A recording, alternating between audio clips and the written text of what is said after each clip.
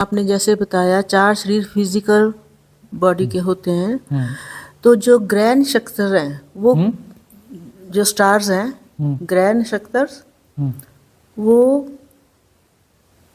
किस लेवल तक, किस बॉडी तक इफेक्ट करते हैं हमें हम्म एस्ट्रोलॉजी के हिसाब से? हम्म।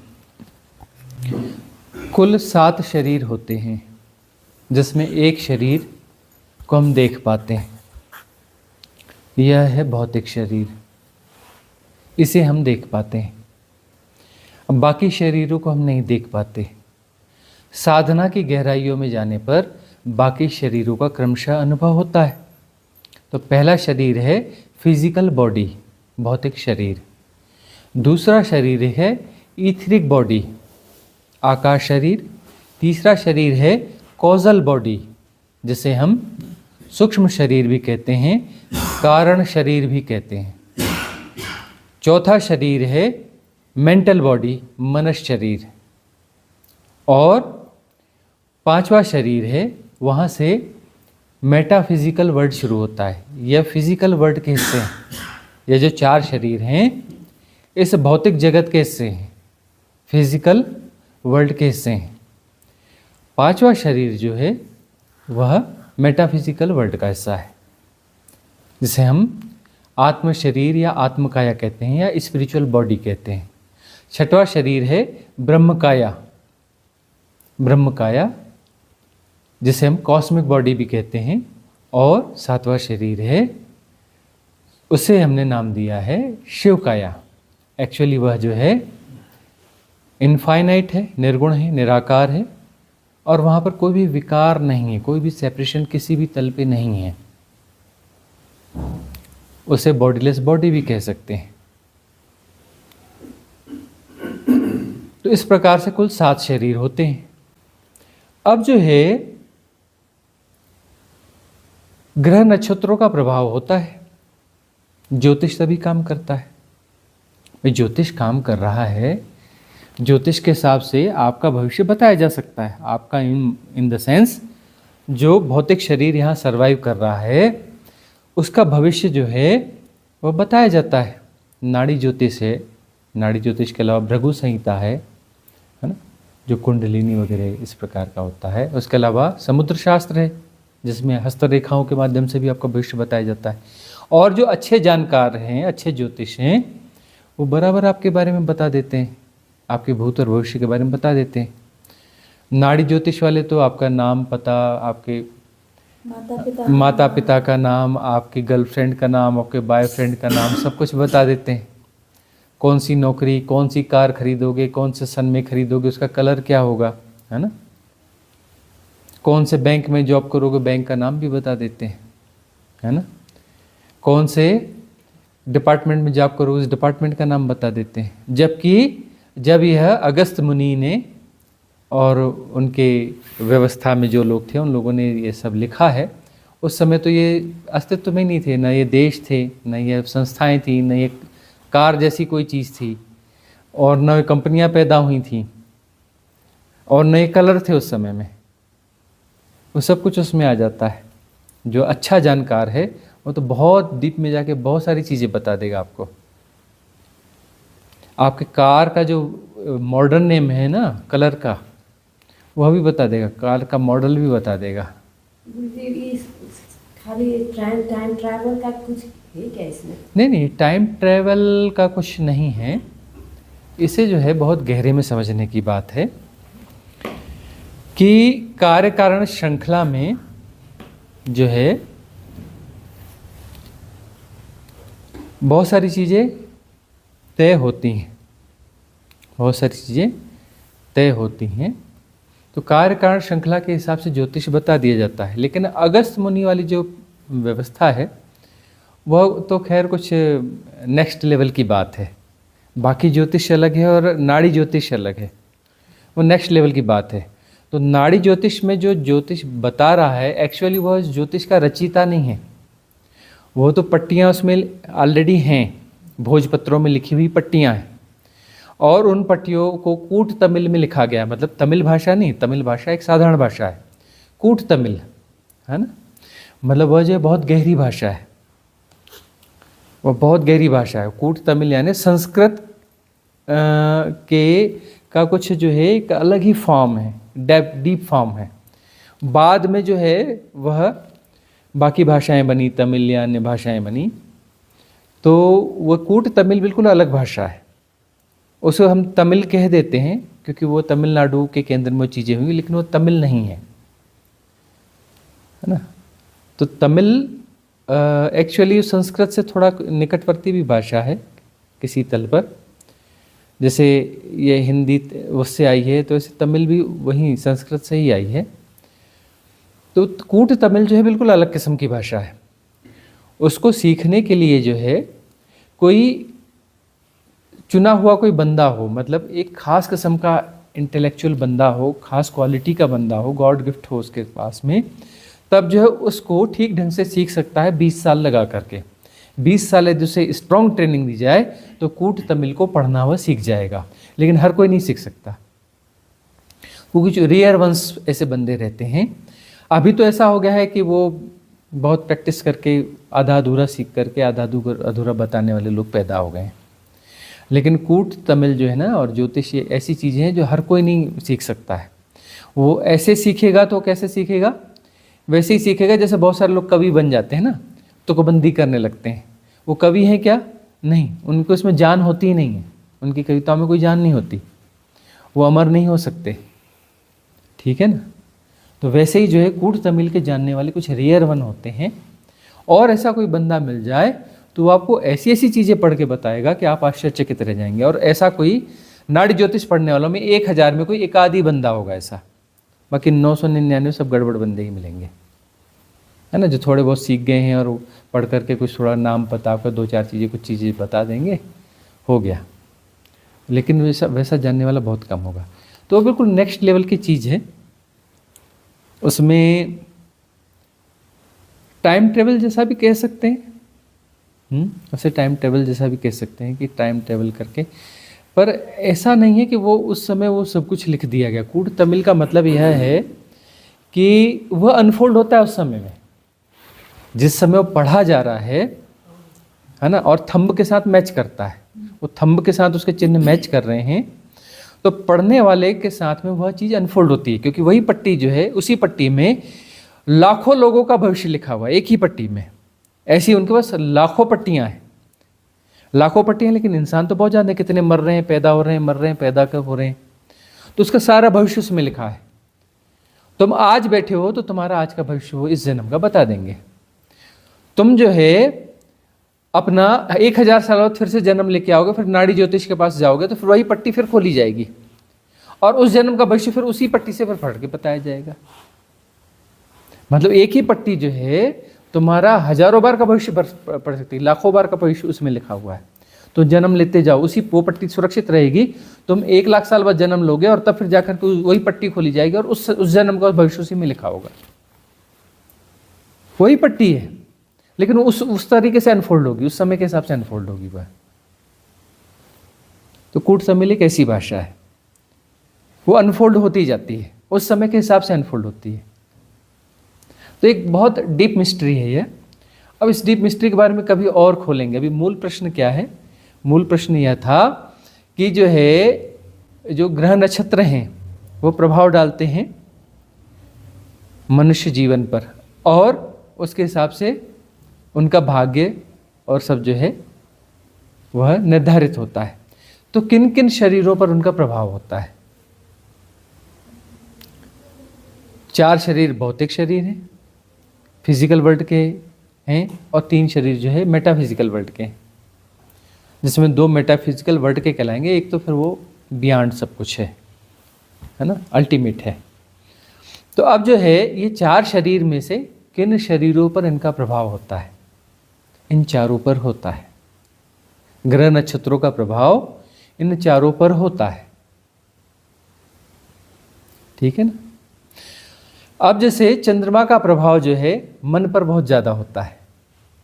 चंद्रमा का प्रभाव मन पर, सब सारे ग्रहों का प्रभाव मन पर होगा, लेकिन चंद्रमा का ज़्यादा प्रभाव होता है, चंद्रमा लीड करता है। इसलिए जो है जब ये पूर्णिमा और अमावस्या आती है या कुछ तिथियां आती हैं तो बहुत सारे लोगों को विशेष विशेष प्रभाव पड़ते हैं, उनकी मानसिक स्थितियां बदल जाती हैं। चंद्रमा और मतलब पूर्णिमा और अमावस्या पर बहुत सारे लोगों की जो है मानसिक स्थितियां बदल जाती हैं। बहुत सारे लोगों को दौरे पड़ते हैं, देखा है आपने? किसी को क्रोध का दौरा पड़ रहा है, किसी को हंसने का दौरा पड़ रहा है, किसी को कुछ ऐसे दौरे पड़ते हैं। वो अपने आपे में नहीं रहते, ऐसा लगता है उन्हें हैक कर लिया गया है और बहुत सारी चीज़ें उनकी उभरती हैं। तो इन लोगों को क्या कहा जाता है? Lunatic personalities. क्या कहा जाता है इनको? Lunatic personalities. मतलब जो चंद्रमा के प्रभाव में, चंद्रमा की विशिष्ट जो कलाओं की प्रभाव में ऑपरेट होते हैं। चंद्रमा की कुल 16 कलाएं होती हैं, ठीक है ना? उन 16 कलाओं से वो प्रभावित होते रहते हैं। अब जो प्रभाव बहुत ज़्यादा हो जाते हैं वो हमें दिखते हैं कि ये बिल्कुल एबनॉर्मल हो गया, वो हमें दिखता है, लेकिन बाकी चीज़ें हमें नहीं दिखती। बाकी चीज़ें भी चंद्रमा से ही प्रभावित हो रही हैं, ठीक है ना? चंद्रमा निकटवर्ती ग्रह है और उसकी रेज बहुत ज़्यादा है। समुद्र में ज्वार भाटा उठा देता है। समुद्र में ज्वार भाटा उठता है ना, चंद्रमा के कारण ही उठता है। उसका जो आकर्षण है वो ऐसा करता है, और आकर्षण सारे ग्रहों का है ना? सूर्य है वो हमारे केंद्र में है, वह तारा जो है सूर्य वो हमारे केंद्र में है, और सूर्य के ही टुकड़े ये सारे 9 ग्रह हैं। सूर्य जो विस्फोट हुआ था उसमें जो टुकड़े निकले, जो टुकड़े उसके गुरुत्वाकर्षण शक्ति के बाहर निकल गए वो बाहर निकल गए, जो रह गए सो रह गए, रह गए सो वह ग्रह नक्षत्र कहलाते, ग्रह कहलाते हैं। 9 ग्रह कहते हैं ना, अभी तो 10वां भी मिल गया है। तो ये जो ग्रह हैं ये काम करते हैं, और 2 ग्रह छाया ग्रह हैं। तो छाया ग्रह का क्या अर्थ है कि कोई भी सर्कल यदि काम कर रहा है उसमें 2 बिंदु होते हैं जो उसको बैलेंस करते हैं। भाई इसमें गुरुत्वाकर्षण शक्ति है ना, तो उसमें कोई 2 बिंदु हैं जहाँ से ये सारे जो मूवमेंट्स है मैनेज होते हैं। तो वो जो 2 सेंटर्स हैं जो बैलेंस करके रखें। भाई देखो चक्रीय गति हो रही है ना सारे ग्रहों की, एक सर्कल में घूम रहे हैं ना, वो सर्कल्स फिक्स हैं ना, अंडाकार गति के हैं सारे सर्कल्स। वैसे सर्कल्स सारे अंडाकार गति के ही होते हैं, एकदम गोल नहीं होता कुछ भी, सब अंडाकार ही होता है। आप इलेक्ट्रॉन जो मॉलिक्यूलर स्ट्रक्चर है, इलेक्ट्रॉन के भी जो सर्कल्स आप देखोगे तो वह जो एकदम गोल नहीं होते, वह जो है अंडाकार होते हैं। तो इनके जो है अंडाकार सर्कल्स होते हैं, और उसमें जो है 2 वह पोल्स होते हैं। पोल्स जो है अपना ग्रहों में भी होते हैं, जो ग्रह हैं इनके भी 2 पोल्स होते हैं, और जो इनका सर्कल होता है उसमें भी 2 पोल्स होते हैं। वो पोल्स जो हैं एक्चुअली उसे मैनेज कर रहे होते हैं, है ना? वहाँ पर जो है एनर्जी का मैनेजमेंट चल रहा होता है, तो पोल्स क्रिएट होते हैं। तो वो 2 पोल्स जो हैं वो छाया ग्रह हैं। छाया ग्रह मतलब वो काम कर रहे हैं, दिखते नहीं हैं लेकिन काम कर रहे हैं, वो एग्जिस्ट कर रहे हैं, वहाँ से कुछ फंक्शन हो रहा है, इसलिए वो छाया ग्रह हैं। राहु केतु उनका नाम दिया गया। आज की भाषा में उन्हें पोल्स कह लो, है ना? नॉर्थ पोल साउथ पोल कह लो, उस समय के हिसाब से राहु केतु कह लो, वो ज़्यादा समृद्ध भाषा है ना? जैसे अंग्रेजी कहती है कोई बर्ड देख ली, क्या है? लॉन्ग टेल है, लंबी पूंछ वाली बर्ड है ना? वो जो है इस प्रकार के कुछ नाम दे देंगे। हम ऐसा नाम नहीं देंगे, हम बर्ड्स को बड़े सुंदर सुंदर नाम देते हैं। कोयल कहेंगे, पपीहा कहेंगे, चकोर कहेंगे।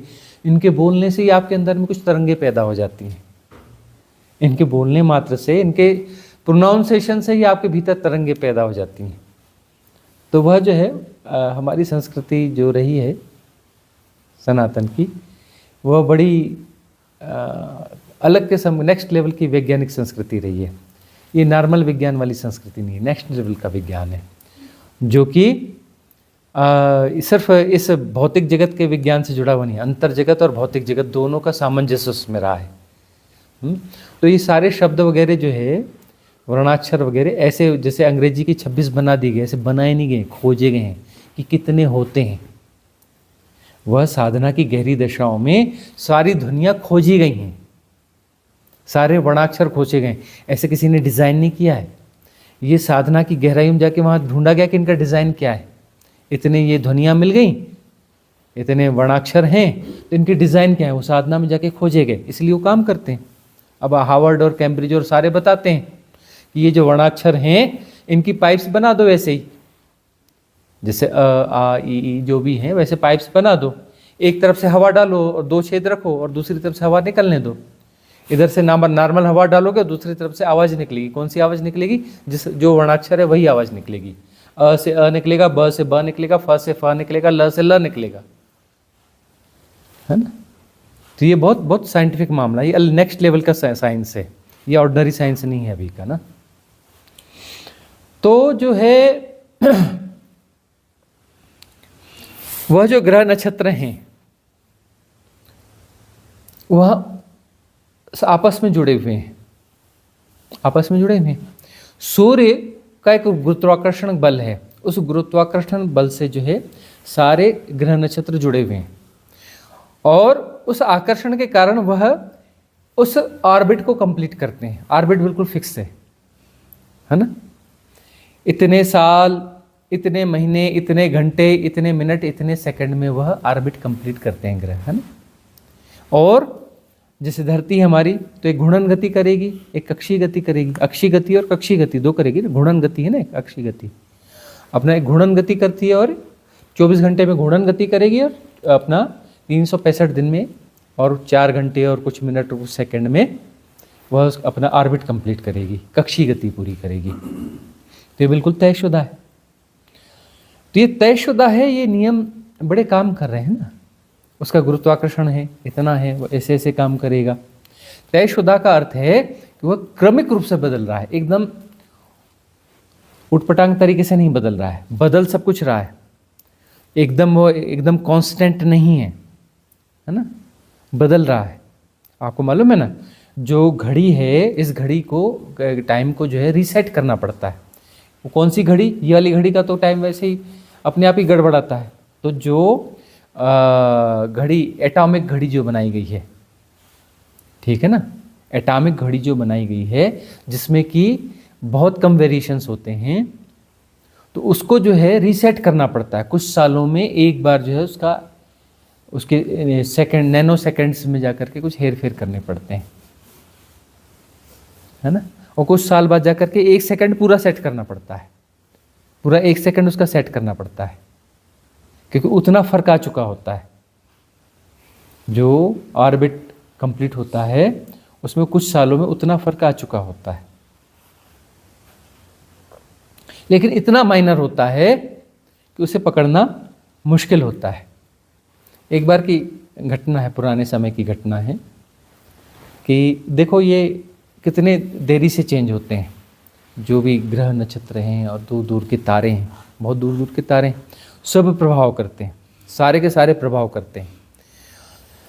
तो एक ऐसे ज्योतिष हुए बहुत पुराने, है ना, जो खगोल शास्त्री भी कह लें इनको, है ना। खगोल शास्त्री और ज्योतिष पहले एक ही हुआ करते थे, सनातन काल की बात है। तो वह जो है उन्होंने अपने आंगन में एक चबूतरा बनाया हुआ था, और मिट्टी का चबूतरा है, पत्थर मिट्टी का एक बढ़िया चबूतरा लीप पोत के बराबर करके वो रखते थे।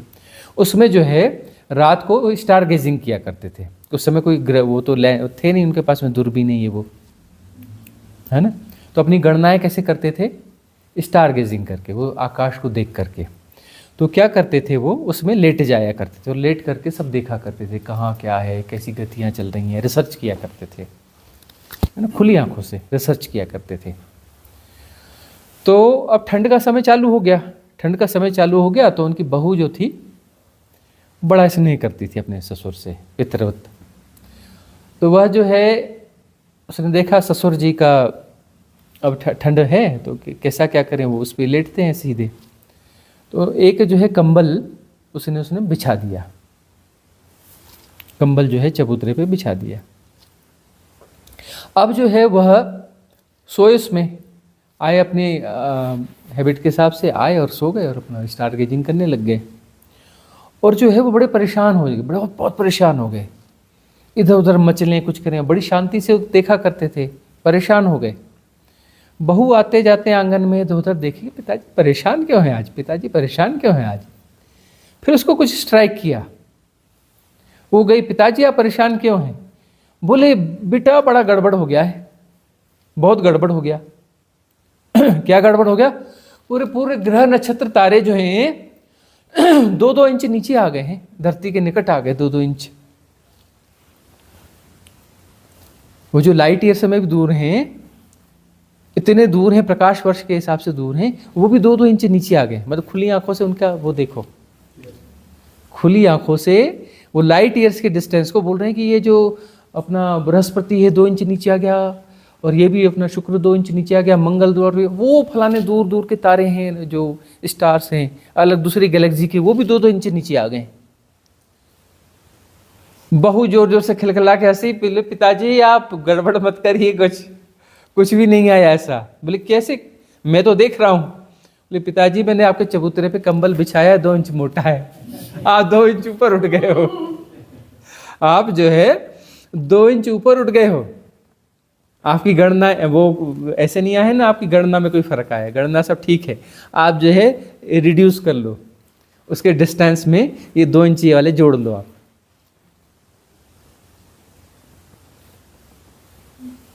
तो वो जो है वो सारी चीजें काम करती हैं। अब देखो ज्योतिष में होता क्या है कि उसमें देखा जाता है कि आप जो है, आपका जन्म कहाँ पे हुआ है, कौन से अक्षांश में, कौन से देशांश में, है ना। देखा गया कि अक्षांश देशांश जो तय किया गया है, ये पुराने ढंग से तय किया गया है, ये मॉडर्न साइंस का वो नहीं है। मॉडर्न साइंस इसको अप्लाई कर रहा है, लेकिन ये पुराने समय की बातें, अक्षांश और देशांश, उस हिसाब से वो चीज़ें तय की जाती थी। कि जैसे उज्जैन में एक अपना विक्रमादित्य ने बनाया, जो है ना, कौन सा सेंटर कहते हैं उसको, जो भी खगोल शास्त्र का जो गणना का जो सेंटर उन्होंने बनाया, उसको कुछ नाम भी कहते हैं। तो उन्होंने बनाया, जैसे आपका जो है दिल्ली में जंतर मंतर है ना, ऐसा जो है ये कोई किसी राजा ने ये बनाया था। तो राजा का नाम क्या है वो भी हम बोले, जयपुर के राजा ने ही बनाया था शायद, जयपुर में ही बनाया, और दिल्ली में भी शायद उन्हीं राजा ने ही बनवाया, जो भी राजा रहे होंगे। तो ये सब जो है गणनाओं के केंद्र थे, उसमें गणनाएं की जाती थी। ऐसे और विदेशों में भी हुए हैं, कुछ हुए हैं बाद में, लेकिन ये पुरातन काल में यहाँ हुए हैं। वहाँ तो अभी हुए हैं कुछ 100 साल पहले, ये बहुत हजारों साल पहले ये हुए हैं। तो बहुत सारी गणनाएं ये सब करते रहे हैं, हमेशा रहे हैं खगोल शास्त्री। तो उसमें जो है पुराने जो कुंडली वगैरह लिखते हैं ना, तो उज्जैन वाले इस सिस्टम के अनुसार, वो जयपुर वाले लिखेगा जयपुर वाले इस सिस्टम के अनुसार। क्यों? बोले कि तुम हमारे क्षेत्र में पैदा हुए, हमारा क्षेत्र यहाँ तक चलता है, ये अक्षांश ये देशांश, इस हिसाब से यह यहाँ पर ये चीज़ काम करती है। तो वहाँ पर जो है वह उन ग्रह नक्षत्रों के एंगल्स चेंज हो जाते हैं, एंगल्स चेंज होते हैं। फिर किस घड़ी में पैदा हुआ, उस समय उनके एंगल्स क्या थे, तो कितना इम्पैक्ट आया। जो हर जो ग्रह नक्षत्र है वो एक दूसरे को खींच रहा है ना।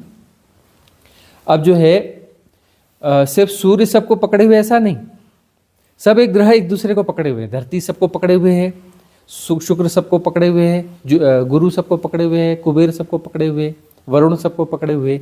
सारे ग्रह नक्षत्र जो हैं, आप लोग अलग अलग हिसाब से जो भी बोलते हो, जुपिटर यूरेनस ये वो सब एक दूसरे को पकड़े हुए हैं, एक दूसरे को खींच के रखे हुए, तभी ये आर्बिट्स ऐसे बन पाते हैं। सिर्फ सूर्य के हिसाब से आर्बिट्स नहीं बन पाते, है ना।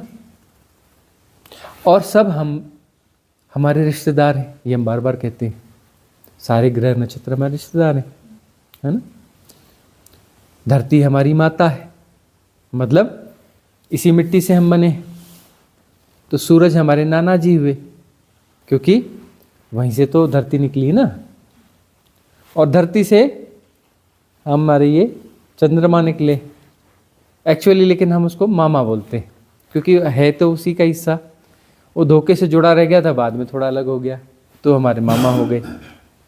ऐसे ही हमारे सब ताऊ काका मामा बुआ जो सब लगते हैं, तो सब हमारे रिश्तेदार हैं, जितने ग्रह नक्षत्र हैं। मतलब हम एक ही चीज़ के बने हैं, वो जिस चीज़ के बने उस चीज़ के हम भी बने, है ना। चाहे सूर्य, हम उन्हीं से ही बने हुए हैं। इसमें सबका समावेश है, वो सारे तत्व मिले हुए हैं, जिन तत्वों से सारी चीज़ें बनी हुई हैं। और वो गुरुत्वाकर्षण इन सारे तत्वों को प्रभावित करता है ना। हमारा जो आकार है बहुत सारे दबावों के कारण बनता है ये आकार, पता है आपको। कि हमारे ऊपर बहुत सारा प्रेशर है, ये जो वायुमंडल का प्रेशर है, ठीक है ना, ये धरती का गुरुत्वाकर्षण इसका प्रेशर है, इसके आधार पर हमारा रंग रूप तय होता है, हमारी हाइट तय होती है।